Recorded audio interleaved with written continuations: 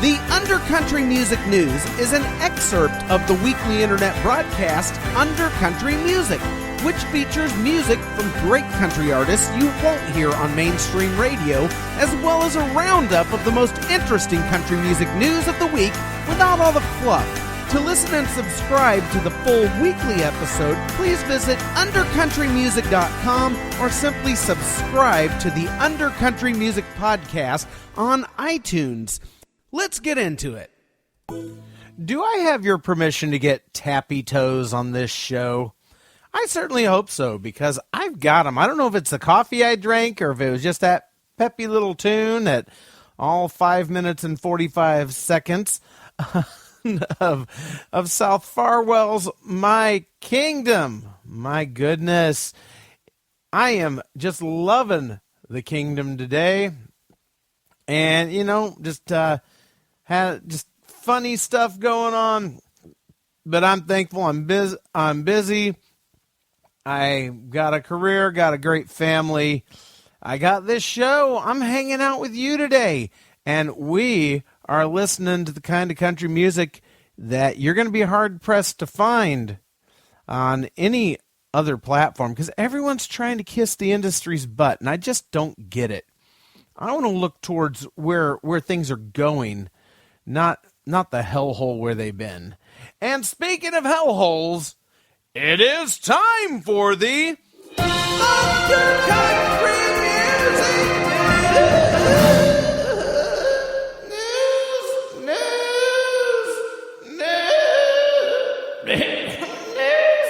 News. Yeah. Oh, yes, that magical time once again where we all gather around the internet podcasting campfire and we tell tales of the latest happenings in country music that are not BS Fluff People magazine-esque press releases. And that is more difficult than it might sound, because a lot of these online places that pretend to have country music news are just fodder for press releases.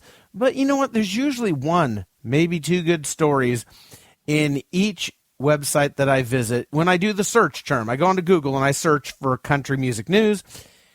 Usually find one or two in a sea of BS garbage.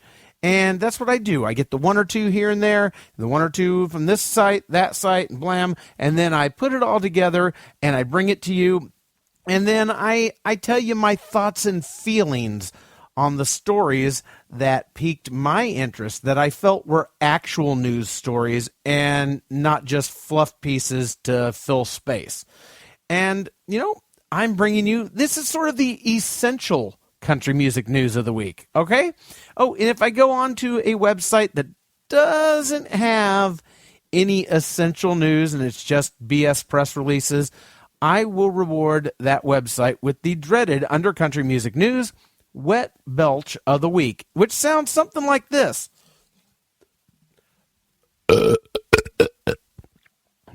Best I can muster right now. I had Jim and Nick's barbecue for lunch, part of the Hospitality Association thingy bobber. All right, let's get into it. Over at CMT, unfortunately, the only bit of real news over there was some very sad news. Rob Richardson from the CMT show Trick My Truck suffered a heart attack and died Sunday, September 7th, 2014, at his home in Missouri. His nickname was Hotwire, and he was sort of the car audio specialist on that show. And, my condolences to his family. And, what a way to start off the news roll, huh? Well, let's move along here.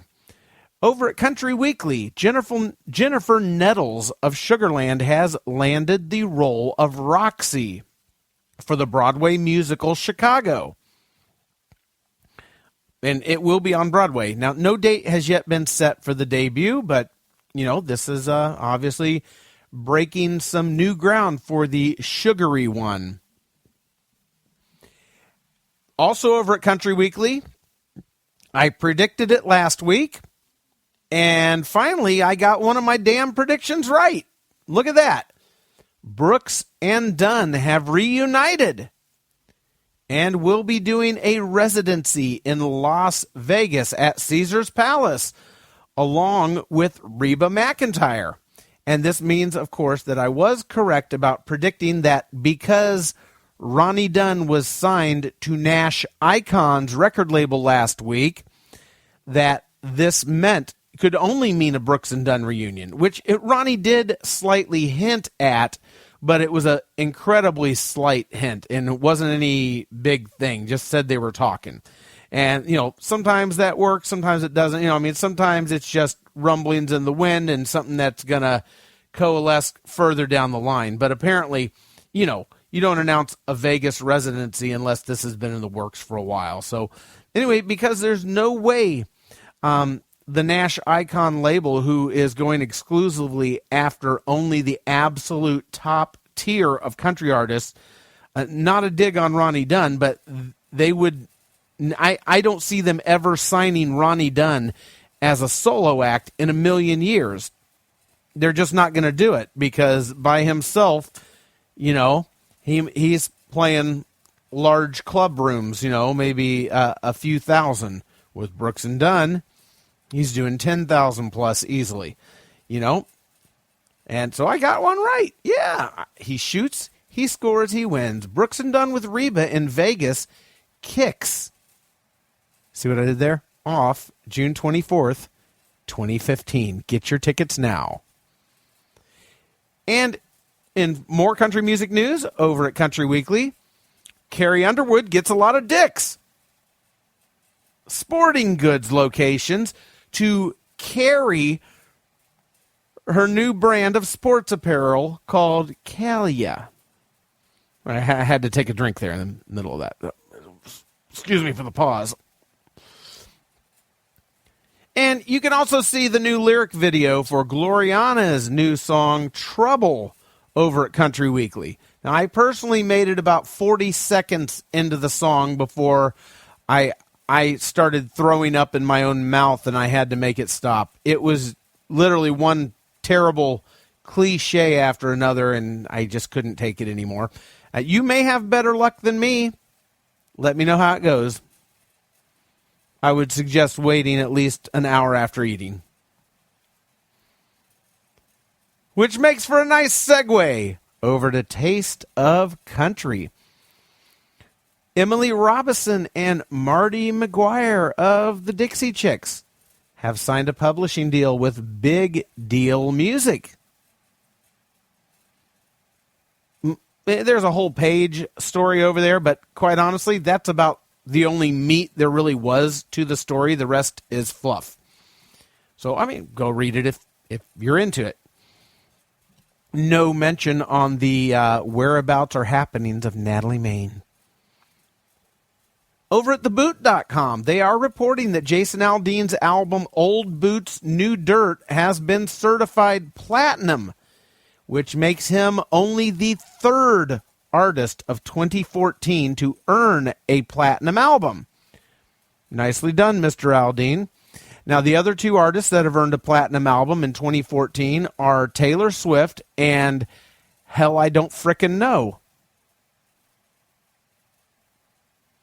And over at GAC, you can see the new video for Eric Church's song Talladega. That's pretty good.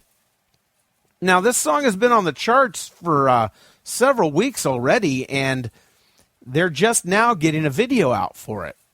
I actually got tired of waiting, so I made my own video for it from fan cell phone footage I found online. And I got to say, I like Eric's video. I like mine a whole lot better. Now, you can't see mine unless you go somewhere I'm DJing, and I only do private events.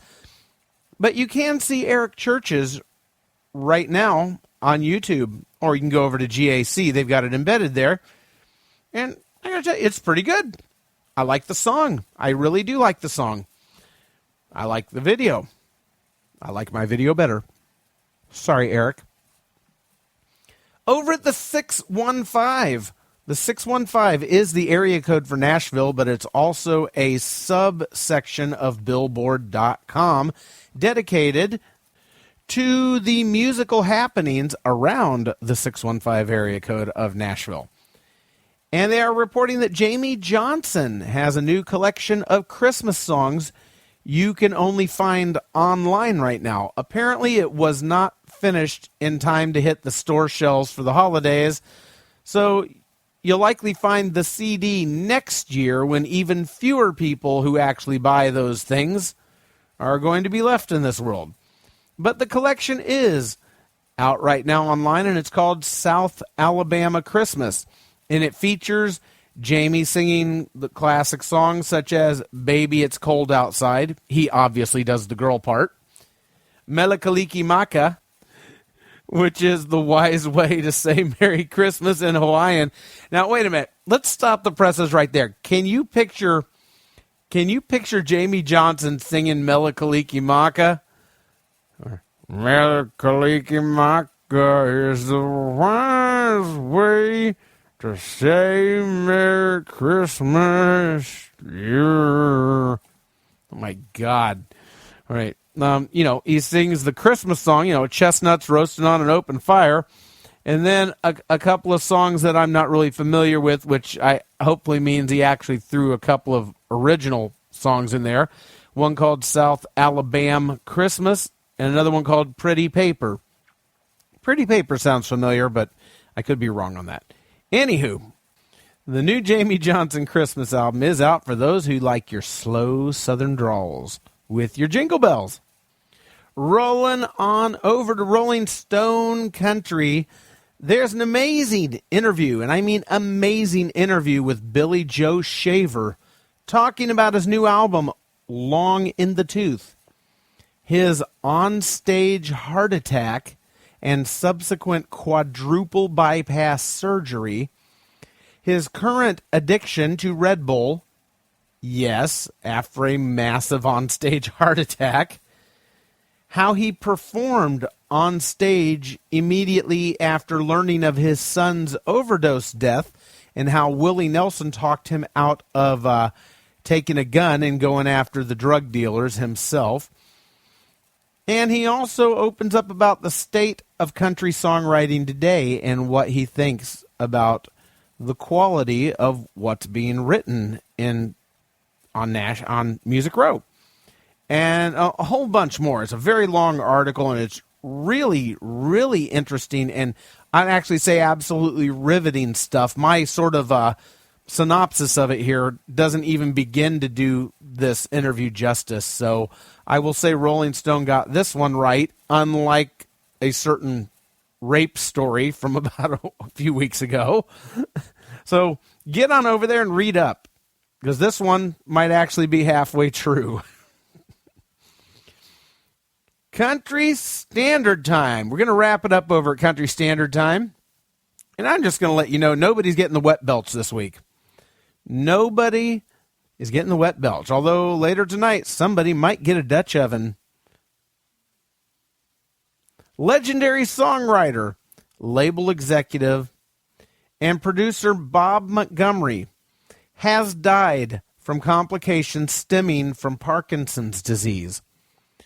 Now, as I was looking over his list of credits, he has co-written songs with Buddy Holly. He actually used to perform with Buddy Holly. He wrote Back in Baby's Arms for Patsy Cline and many other songs for the Everly Brothers, Roy Orbison. The list just goes on endlessly. He helped the career of Joe Diffie, and he published the song Wind Beneath My Wings, which I hope we can all forgive him for. Bob Montgomery, dead at age 77. God be with you, Mr. Montgomery. And this has been your Undercountry Music News. Thank you for listening to the Undercountry Music News. The Undercountry Music News is just a small excerpt of the weekly, hour-long internet broadcast Under Country Music, where I play music and have great interviews by lesser-known original country acts. Get on over to undercountrymusic.com where you can listen and subscribe. Stay under, stay country.